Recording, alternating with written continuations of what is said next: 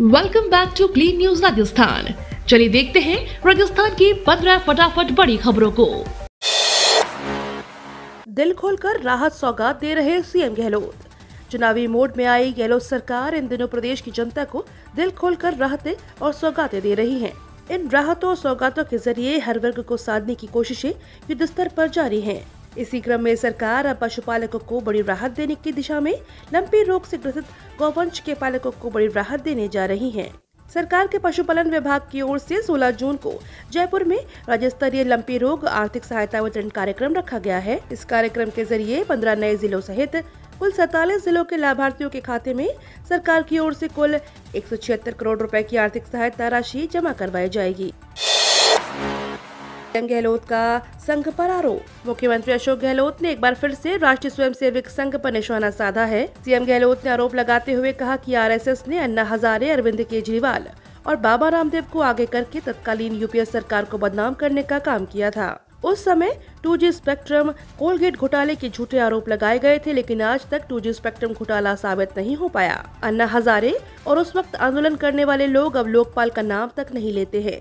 मुख्यमंत्री गहलोत ने बुधवार को राजस्थान इंटरनेशनल सेंटर में दर्शन सम्मेलन को संबोधित करते हुए कहा कि यूपीए की सरकार को बदनाम करने के लिए उस समय षड्यंत्र रचे गए थे।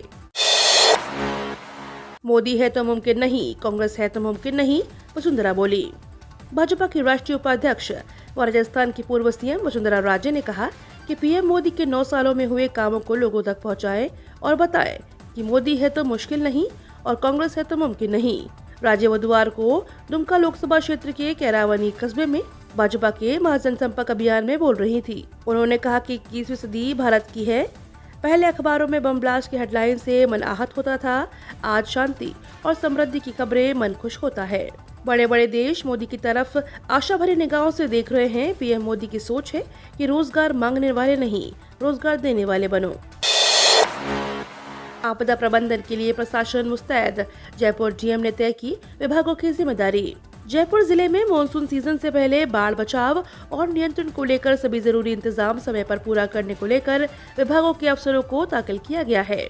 इसके लिए जिला कलेक्टर प्रकाश राज पुरोहित ने सभी विभागीय अधिकारी अलर्ट मोड पर रहते हुए आपसी समन्वय और सामंजस्य से बाढ़ बचाव के कार्यों को करके निर्देश दिए हैं। नगर निगम हेरिटेज एवं ग्रेटर क्षेत्र के जल भराव वाले क्षेत्रों को चिन्हित करने के साथ जयपुर शहर और सभी नगरपालिका को नालों सीवर लाइन की साफ सफाई के कार्य को मानसून से पहले करने के निर्देश दिए। राजस्थान में भी ओबीसी को 27% आरक्षण के लिए बड़ी मांग। प्रदेश में लगातार अपराधों में बढ़ोतरी हो रही है। गहलोत ने ओबीसी को लेकर राजेंद्र गहलोत ने कहा कि केंद्र सरकार ने ओबीसी आयोग बनाया है और 27% आरक्षण दिया है। ऐसे में मैं सीएम अशोक गहलोत से मांग करता हूं कि यह राजस्थान में भी ओबीसी को 27% आरक्षण दें और राजस्थान में जो ओबीसी आयोग बंद पड़ा है उसको सुचारू करें। सावधान राजस्थान, ये 3 दिन घर में हो जाए कैद। प्रदेश में बिपरजॉय तूफान लो प्रेशर एरिया में बना हुआ है। प्रदेश में बिपरजॉय तूफान का रन लो प्रेशर एरिया में बना हुआ है, जिससे उमस का दौर जारी है। अगले 3 दिन तेज बारिश और तेज रफ्तार की आवाज चलने का अलर्ट जारी किया गया है। इसी के साथ अधिकांश जिलों में येलो अलर्ट और ऑरेंज अलर्ट भी जारी हुआ। बिपरजॉय तूफान की आहट से तापमान में वृद्धि दर्ज की जा रही है, जिसका असर प्रदेश के अधिकांश जिलों में 15, 16, 17 जून को होगा। प्रदेश में तेज आंधी बारिश की चेतावनी जारी की गई है। 15, 16 जून को जोधपुर उदयपुर संभाग में मेघ गर्जन के साथ भारी बारिश का अलर्ट जारी किया है। आरएएस एग्जाम की interview date fix. RPSC Ajmer से बड़ी खबर सामने आई है। आपको बता दें, आरएएस यानी राजस्थान प्रशासनिक सेवा के लिए होने वाले इंटरव्यू को लेकर बड़ी जानकारी साझा की है। आपको बता दें, 800 पदों के लिए आयोजित हुई भर्ती के लिए इंटरव्यू जून की आखिरी माह तक होंगे। इंटरव्यू को लेकर सारी तैयारियां जारी हैं। आरएएस का एग्जाम दे चुके हजारों कैंडिडेट्स को इंटरव्यू के डेट का इंतजार था, अब इंतजार खत्म हो चुका है। गहलोत की नाव में सवार होने के लिए कांग्रेस तैयार। राजस्थान में चुनावी बिगुल बजने में अब महज 3 महीने का वक्त बचा है, लिहाजा ऐसे में कांग्रेस और भाजपा समेत तमाम सारी पार्टियों में चुनावी तैयारियां जोरों पर हैं। वहीं राजस्थान कांग्रेस में अशोक गहलोत बनाम सचिन पायलट का विवाद अब भी पूरी तरह से सुलझा नहीं है। कांग्रेस के सामने अभी एक बड़ी चुनौती है, गहलोत और पायलट में किसके नाम को आगे बढ़ाए और किसके नाम चुनाव में उतर आ जाए। वहीं अब चर्चाएं हैं कि कांग्रेस आलाकमान अशोक गहलोत के नाव में सवार होने को तैयार है। ऐसे में सियासी हलकों में पूछा जा रहा है कि आखिर सचिन पायलट क्या करेंगे। 590 बसों का टेंडर हुआ निरस्त, सड़कों पर दौड़ रही 1200 खटारा बसें। राजस्थान रोडवेज के अच्छे दिन आने का नाम नहीं ले रहे हैं। हाल ही में सीएम अशोक गहलोत ने राजधानी जयपुर के सभी सिंधी कैंप बस स्टैंड पर नए टर्मिनल का उद्घाटन किया था और कहा था कि रोडवेज की हर जरूरत को पूरा किया जाएगा। इस उद्घाटन के कुछ दिनों बाद रोडवेज चेयरमैन ने 590 नई रोडवेज बसों के टेंडर को निरस्त कर दिया। अब नई बसों की खरीद कब तक होगी इसका कोई अता पता नहीं है, जबकि इस रोडवेज में इस वक्त खटारा हो चुकी 1200 बसें अभी भी यात्रियों को लेकर सड़क पर दौड़ रही हैं। डीएलसी दर में असंतुलन, जमीन, मकान, ऑफिस खरीदने की टेंशन। सभी को घर उपलब्ध कराने और व्यापारिक औद्योगिक गतिविधियों को बूस्टअप करने की मुहिम को अव्यावहारिक डीएलसी दर में झटका लग रहा है। जमीन की बाजार कीमत और डीएलसी दर में लगातार असंतुलन कारण ऐसा हो रहा है। हालात यह है कि शहरों के बड़े इलाकों में कई जगह जमीन की बाजार दर तो कम है, डीएलसी रेट 2 से 4 गुना ज्यादा है। इनमें कमर्शियल प्रॉपर्टी की ज्यादा रेट है। नतीजा, जमीन, मकान, ऑफिस की रजिस्ट्री कराने वालों को न केवल ज्यादा जेब ढीली करनी पड़ रही है, बल्कि आयकर नोटिस का सामना तक करना पड़ रहा है। इसके बावजूद राज्य सरकार बाजार कीमत और डीएलसी दर में गहराए अंतर को पाटने के लिए होमवर्क नहीं कर रही। बाल साहित्य लेखन को बढ़ावा देने का प्रयास, अकादमी ने मांगे आवेदन। पंडित जवाहरलाल नेहरू बाल साहित्य अकादमी ने बाल साहित्य मनीषी पुरस्कार के लिए आवेदन मांगे हैं। बाल साहित्य लेखन को बढ़ावा देने के लिए ये आवेदन मांगे गए हैं। सत्र 2023-24 के लिए लेखक 5 जुलाई तक अपनी प्रविष्टि अकादमी में भेज सकेंगे।